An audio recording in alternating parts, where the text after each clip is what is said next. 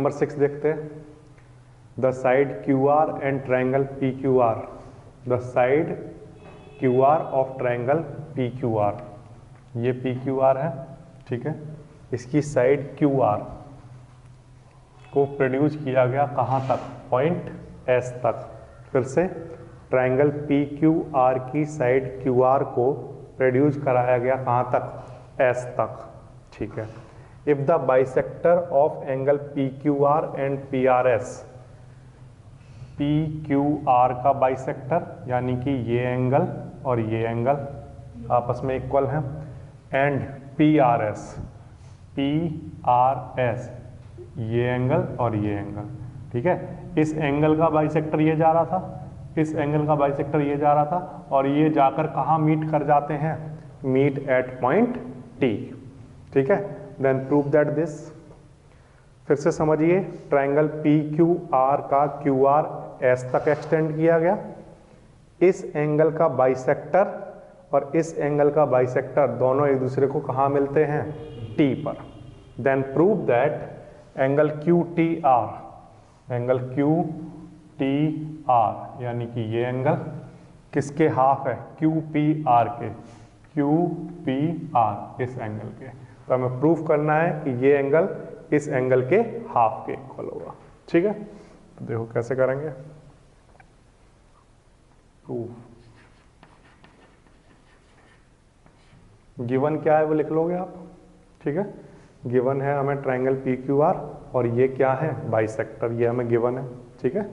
और to proof क्या लिखोगे, ये, ठीक है। मैं आपको केवल प्रूफ करके दिखा रहा हूँ, बिल्कुल आसानी से प्रूफ कर देंगे, देखेंगे कैसे करेंगे।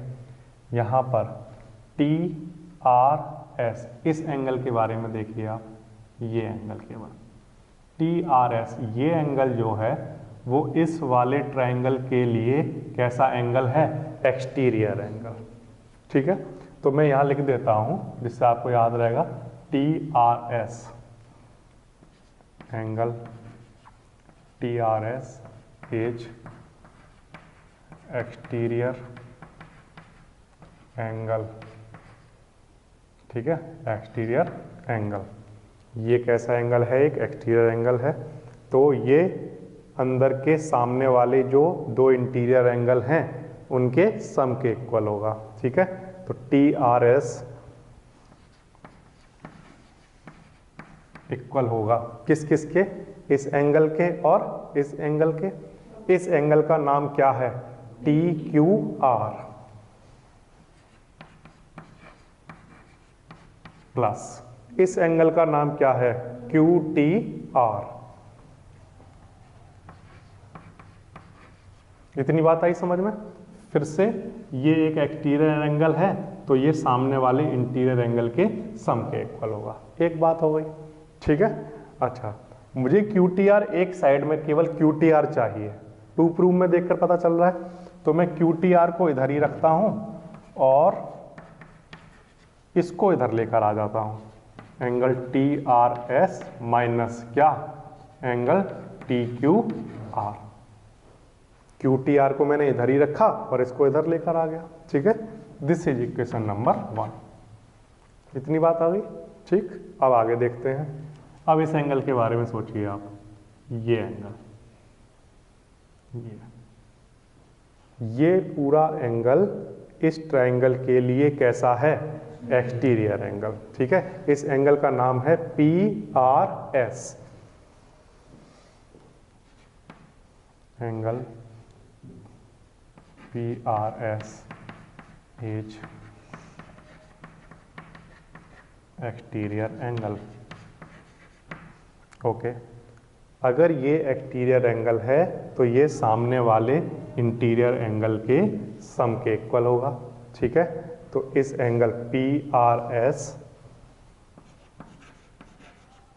इक्वल होगा, सामने वाला एक तो ये एंगल है, इस एंगल का नाम क्या है, PQR प्लस इस एंगल का नाम क्या है, QPR, ठीक है। फिर से ये एक एक्सटीरियर एंगल है तो ये सामने वाले दो इंटीरियर एंगल के सम के इक्वल होगा। ये किस ट्राइंगल के लिए एक्सटीरियर एंगल है? पी क्यू आर के लिए। तो पी क्यू आर के जो ये वाले एंगल हैं इनके सम के इक्वल होगा। ठीक है, अब पी आर, देखो मुझे क्या चाहिए, क्यू पी आर एक साइड में चाहिए था। ठीक है, तो मैं वही कर रहा हूं कि इधर तो मैं क्यू पी आर लिखा रहने दूंगा। ठीक है, इधर पी आर एस ऐसा ही ठीक है, ये इधर लेकर आ रहा हूं मैं minus angle P Q R. ठीक है, ये बात आई समझ में? क्यू पी आर इधर ही रहने दिया, ये इधर आएगा तो कैसा हो जाएगा? माइनस का हो जाएगा।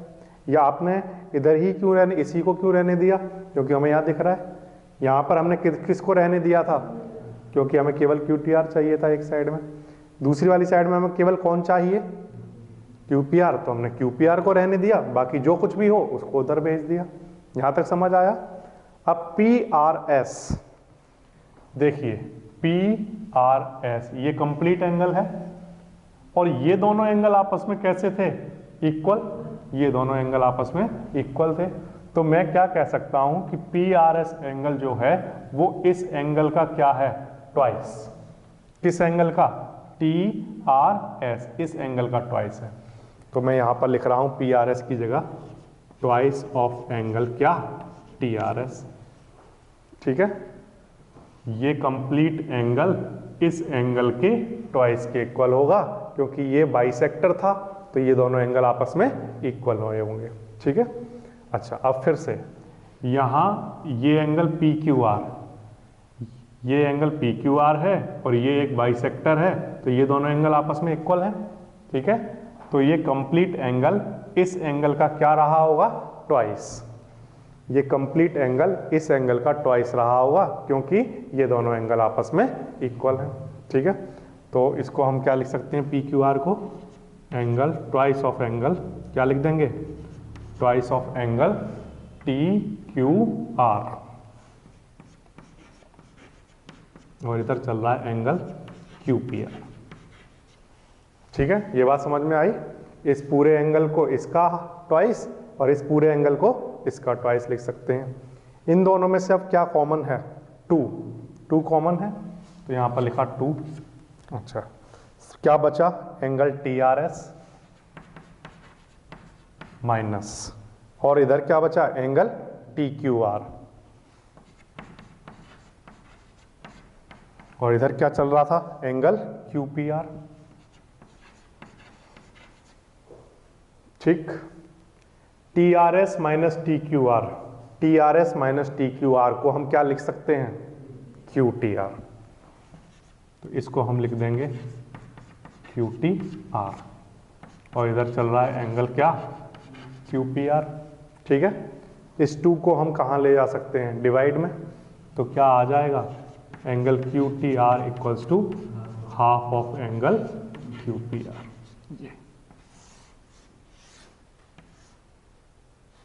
ये आपका सॉल्यूशन आ जाएगा बिल्कुल आसानी से। कैसे किया एक बार फिर से देख लेते हैं, बहुत इंपॉर्टेंट वाला क्वेश्चन है। सबसे पहले ये ट्रायंगल के बारे में देखिए आप, टी क्यू आर, ये एक ट्रायंगल है। इस ट्रायंगल के लिए ये एंगल एक्सटीरियर एंगल है। तो अगर ये एक्सटीरियर है तो ये सामने वाले दोनों इंटीरियर एंगल के सम के इक्वल होगा। यहाँ लिख दिया। इधर केवल क्यू टी आर चाहिए था तो इसको इधर लाकर माइनस कर दिया। This is equation number 1। ठीक, अब दूसरा, ये एक ट्रायंगल है तो ये एक एक्सटीरियर एंगल है। ये अगर एक्सटीरियर एंगल है तो ये सामने वाले इंटीरियर एंगल के सम के इक्वल होगा, तो यहाँ लिख दिया। इधर केवल क्या चाहिए था? क्यू पी आर, तो इसको इधर ही रखा, ये उधर लाकर माइनस कर दिया। ठीक है, अब P R S, P R S को इसका ट्वाइस कह सकते हैं, एंड पी क्यू आर को, पी क्यू आर इसको किसका ट्वाइस कह सकते हैं? इस एंगल का ट्वाइस कह सकते हैं। हम ट्वाइस कैसे कह पा रहे हैं इनको? क्योंकि ये दोनों एंगल आपस में कैसे थे?